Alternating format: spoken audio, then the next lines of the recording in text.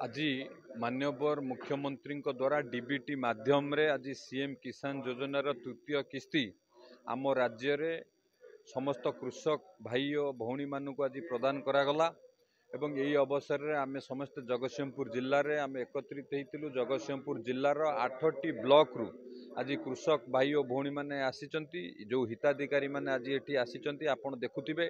सेठी माननीय मुख्यमंत्री डीबीटी माध्यम रे जेतेबेले दिले तुरंत भाव एठी हिताधिकारी अकाउंट रे आसी ठन ठन भाव पहुँचला। ये हूँ माननीय मुख्यमंत्री आम सरकार प्रतिबद्धता कृषि क्षेत्र रे एवं कृषक मानकर उन्नति पाई। कृषक माने समृद्ध एवं सशक्त हेले ओडिशा आगु को बढ़िबो, ओडिशा समृद्ध ओडिशा गठन नहीं पारिबो। ताकू लक्ष्य करी विभिन्न प्रकार योजना करा जायछि।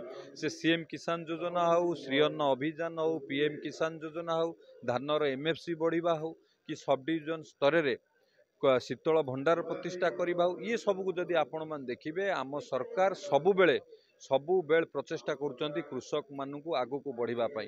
एवं आपण जानिथिबे सबुबेले माननीय मुख्यमंत्री प्रचेष्टा किभली भाव में सबु वर्गर लोकंकर उन्नति हब, कृषक मानकर उन्नति हब, कृषक माने सशक्त हेबे ताकू लक्ष्य करी निरंतर भाव में आम सरकार प्रयास करुचंती। धन्यवाद।